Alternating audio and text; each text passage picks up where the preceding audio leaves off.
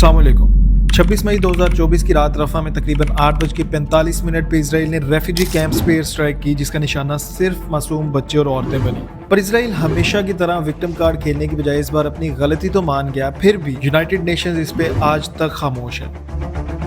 इस अटैक के बाद सोशल मीडिया पे एक AI जनरेटेड इमेज बहुत ज्यादा वायरल होती है, जो आपने भी देखी होगी, जिसे अब तक 10 करोड़ से ज्यादा बार शेयर किया जा चुका है। और बड़े बड़े Bollywood actors, Hollywood stars, cricketers और इन्फ्लुएंसर्स भी इसे अपने सोशल मीडिया पे शेयर कर रहे थे और ये पैलेस्टाइन के हक में सबसे बड़ी ऑनलाइन कैंपेन बन गई। लेकिन ये शुरू कहाँ से हुई, इसका फायदा क्या हुआ, क्यों ये इतना वायरल हुई और इसराइल ने इसका क्या जवाब दिया?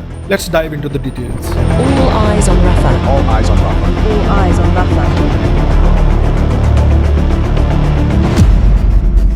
All eyes on Rafah campaign Israel के लिए एक सरदर्द बन चुका है। ये AI जनरेटेड इमेज तो कुछ दिन पहले ही वायरल हुई है, लेकिन इस कैंपेन की शुरुआत रिचर्ड पीपरकॉर्न की एक वीडियो कॉल से हुई थी, जिसमें उन्होंने सबसे पहले इस स्लोगन का इस्तेमाल किया था। रिचर्ड पीपरकॉर्न पैलेस्टाइन में वर्ल्ड हेल्थ ऑर्गेनाइजेशन के एक रिप्रेजेंटेटिव हैं और फरवरी में उन्होंने यूनाइटेड नेशंस के कुछ जर्नलिस्ट के साथ वीडियो कॉल करते हुए स्लोगन इस्तेमाल किया था, जिसके बाद बहुत से लोगों ने इसे अपने प्रोटेस्ट में इस्तेमाल करना शुरू कर दिया था।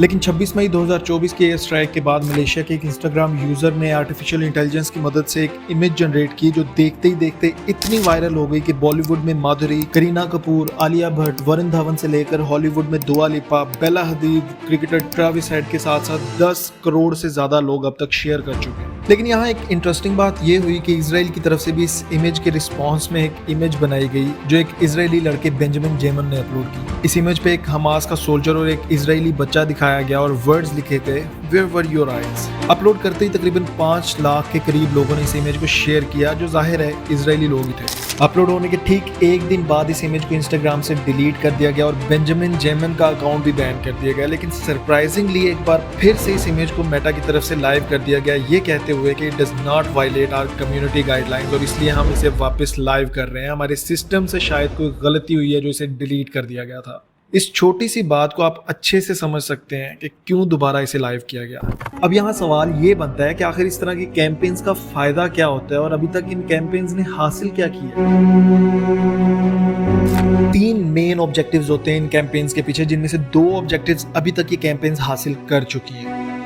पहला ऑब्जेक्टिव होता है लोगों में इश्यूज के बारे में अवेयरनेस पैदा करना, ताकि ज्यादा से ज्यादा लोग उस चीज को समझ सकें, उस पर बात कर सकें। जैसा कि अभी तक यूरोप और स्पेशली इंडिया से बहुत कम लोग इस मामले को सीरियस ले रहे थे, लेकिन अब ये तादाद बहुत ज्यादा हो चुकी है। तो इस कैंपेन ने पहला ऑब्जेक्टिव ये हासिल कर लिया। दूसरा ऑब्जेक्टिव होता है गवर्नमेंट्स पे प्रेशर बनाना, ताकि वो कोई स्टेप ले सकें। और ये भी हम देख चुके हैं कि जो मुल्क पहले पैलेस्टाइन को तस्लीम ही नहीं करते थे, आहिस्ता आहिस्ता सब पैलेस्टाइन के हक में खड़े हो रहे हैं और अब तक 2024 में 4 यूरोपियन मुल्क पैलेस्टाइन को रिकॉग्नाइज करके उसके हक में खड़े हो चुके हैं। ये ऑब्जेक्टिव पूरी तरह तो हासिल नहीं हुआ, लेकिन एटलीस्ट वेस्टर्न कंट्रीज की आंखें तो खुल ही रही। तीसरा ऑब्जेक्टिव होता है mobilisation of support and implementation of solution, जिसे अभी तक पूरी तरह से तो हासिल नहीं किया, लेकिन आई होप कि जल्दी ये भी हासिल कर लिया जाएगा।